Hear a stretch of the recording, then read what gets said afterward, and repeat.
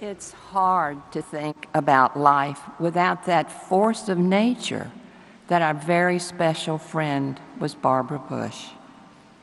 She was smart, strong, fun, and feisty, even sometimes making the headlines she regretted.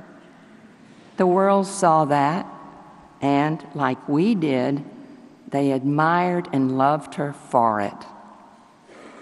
The world saw a remarkable and selfless companion to her beloved husband, George.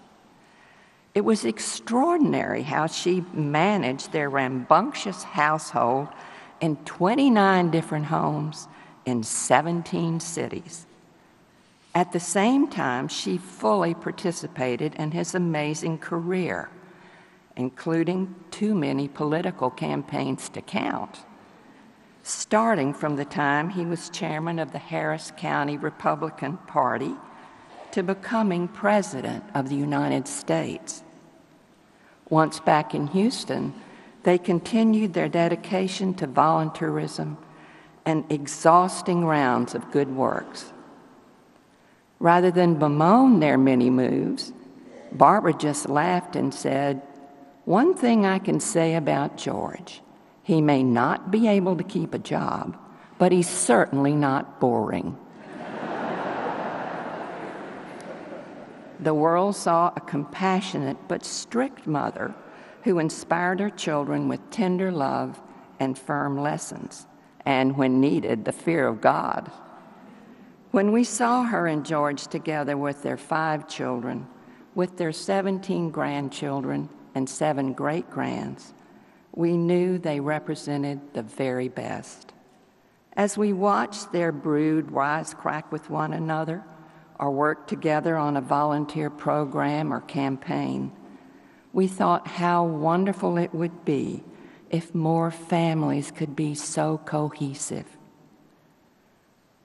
Barbara, the tough but loving enforcer, was the secret sauce of this extraordinary family. The world respects Barbara Bush's deep passion and great effectiveness in equipping those who cannot read with the skill to do so. We all celebrate her vision and tenacious dedication to literacy. Of course, the world has seen Barbara's many public contributions, but what the world may not have seen is what an amazing, caring, and beautiful friend that Bar was to so many of us. When Jim and I first arrived in Washington in 1975, I was overwhelmed trying to manage our newly blended family of 7 children in an intimidating environment. Fortunately, Bar took me under her wing. She encouraged me. She offered suggestions. And she invited us to lunch almost every Sunday lunch. Those hamburger lunches that always ended with an incredible dessert included famous personalities as well as many unknowns whom they loved. And this really helped us become part of the Washington world. When we returned to Washington in 1981, George was vice president and Jim was White House chief of staff. Bar encouraged me to use Jim's position in the Reagan administration to promote the causes that I cared about. This really pushed me out of my comfort zone, but I followed her wise lead. She supported my efforts to help the homeless by holding meetings in the vice president's house. What a blessing! This meant that many came who otherwise would have not given our group the time of day.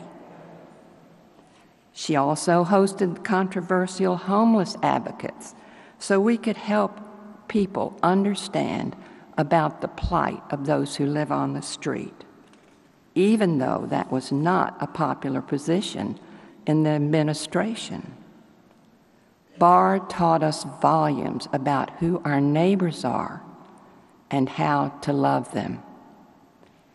Because of their own tragic loss of daughter Robin, Barbara knew how to comfort those who were suffering. My Jim was among them as she helped him during his first wife's losing battle with cancer. Barbara's motivation to help others was never about herself, but about giving love and support to those in need. Her friendship didn't stop with people she knew. Barbara Bush was pen pals with people she had never met. She corresponded for several years with a young girl who named her heifer after Barbara. The child sent frequent updates on the bovine Barbara Bush, which competed in the Houston Rodeo and Livestock Show one year and finished in 8th place. I was sorry for my little friend, Barbara said later, but was slightly relieved, as I am not sure I could have stood the headlines, "Barbara Bush wins the Fat Stock Show."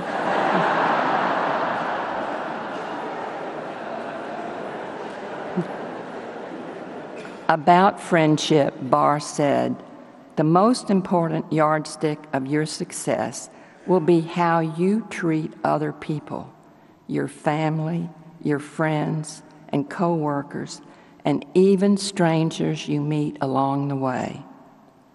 She was the gold standard of what it meant to be a friend, because she was motivated by the desire to show God's love to each and every one of his children that she met.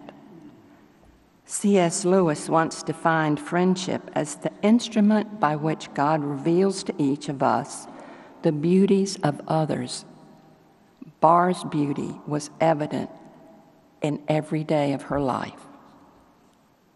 Saying goodbye to our special friend is painful, but it's a great comfort in knowing that we will see this good and faithful servant again one day.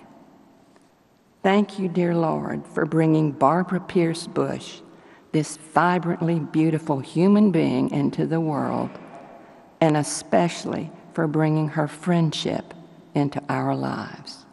Amen.